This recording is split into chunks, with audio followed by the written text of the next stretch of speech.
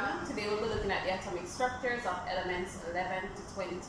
Before we start, we have to go through atomic notation. So over there on the board, you'll see the big X, which represents the element symbol. A represents the mass number, and Z represents the atomic number or the proton number. To find the number of neutrons, subtract Z from A, which is the proton number from the mass number. Electrons are represented using dots or crosses. So I'm going to represent these atomic structures using shell diagrams, and these shell diagrams will be a series of concentric circles showing the arrangement of the electrons on the shells. So I'm going to use all crosses to represent elements 11 to 20. Let us begin. The first circle that we draw is, of course, the nucleus. We have 11 protons, 12 neutrons. Shell number 1 is the first circle outside of the nucleus, and on shell number 1 we have 2 electrons. After you've represented those 2 electrons, that shell is now full. Shell number 2 can hold 8 electrons. So after the 8 electrons is full, so we have to draw another shell, and that's shell number 3, and put 1 electron there. So we have 2, 4, 6, 8, 10, 11 electrons.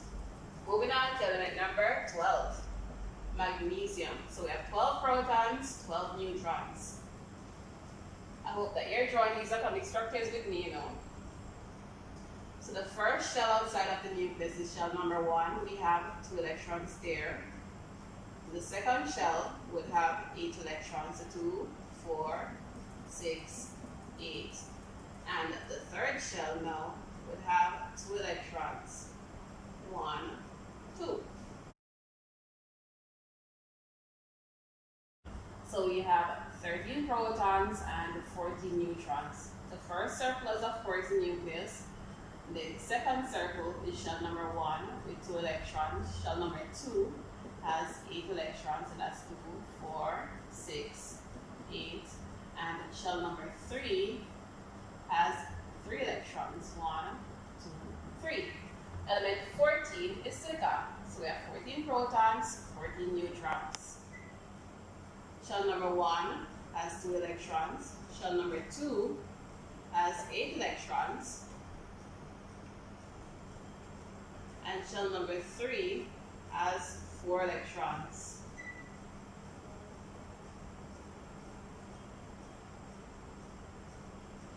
As you can see, my circle drawing skills are not that great. But element number 15, phosphorus. We have 15 protons, 16 neutrons. On shell number 1, we have 2 electrons. On shell number 2, we have 8 electrons. On shell number 3, we have 5 electrons.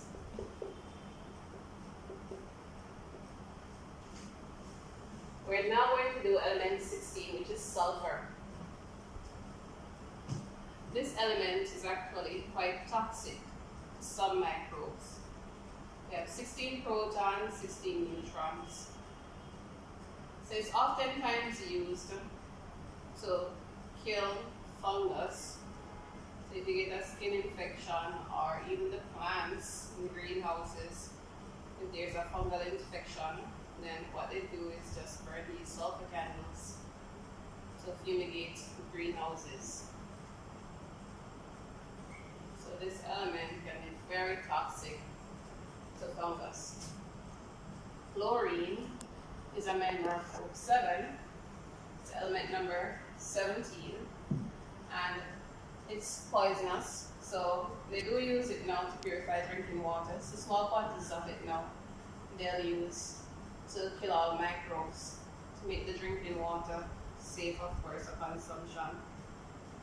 Shell number 1 has 2 electrons. Shell number 2 has 8 electrons. And shell number 3 has 7 electrons.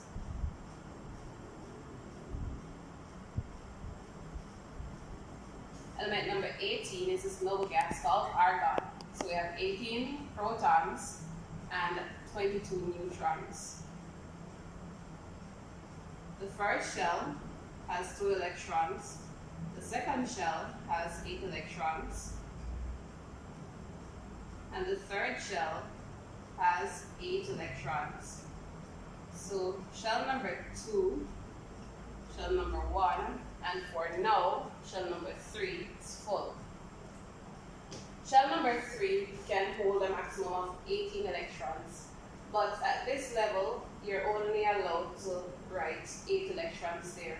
When you're doing advanced chemistry, especially A levels or your cable, then of course you will be talking about the 3D electrons. So we're not going to really touch that aspect for now. So we're going to just pretend that shell number 3 is full at this point in time, and then to represent the other electrons, we'll have to draw 4 shells. So we're going to see that with potassium and calcium. Potassium, you need, of course, this element, ions of this element in your diagram to maintain your energy. So we have 19 protons and 20 neutrons. The first shell has 2 electrons. The second shell has 8 electrons. The third shell has 8 electrons.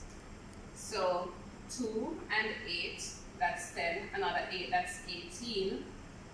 To represent the 19th electron now, we draw a 4th shell and put that electron here.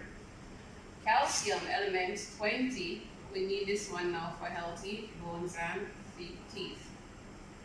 So the first shell has 2 electrons. The second shell has 8 electrons. The third shell also has 8 electrons for now. And the fourth shell has the remaining 2 electrons. When it comes on to potassium and calcium, these electrons that are in the fourth shell, they're what you call the forest electrons when you're studying advanced chemistry. As before, well, in my previous video with elements number 1 to 10, I'll have to put in the electronic configuration, and I want you all to help me. Alright, so let's start with sodium. The electronic configuration, which shows the amount of electrons available on each shell, of course, you write that as EC. So on the first shell, we have 2 electrons, so that's 2. On the second shell, we have 8 electrons. And on the third shell, we have 1 electron. So it's 2, 8, 1. All of these values will add up to give you 11 because these are neutral atoms. So the number of protons and number of electrons, they're the same. With magnesium, the electronic configuration is 2, then 8, then 2. With aluminum, the electronic configuration is 2, then 8, and then 3.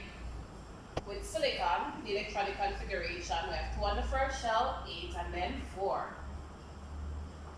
With phosphorus, the electronic configuration is 2, 8, 5. Coming back over here to sulfur, the electronic configuration is 2, 8, 6. For chlorine, EC is equal to 2, 8, 7. For argon, EC is equal to 2, 8, 8.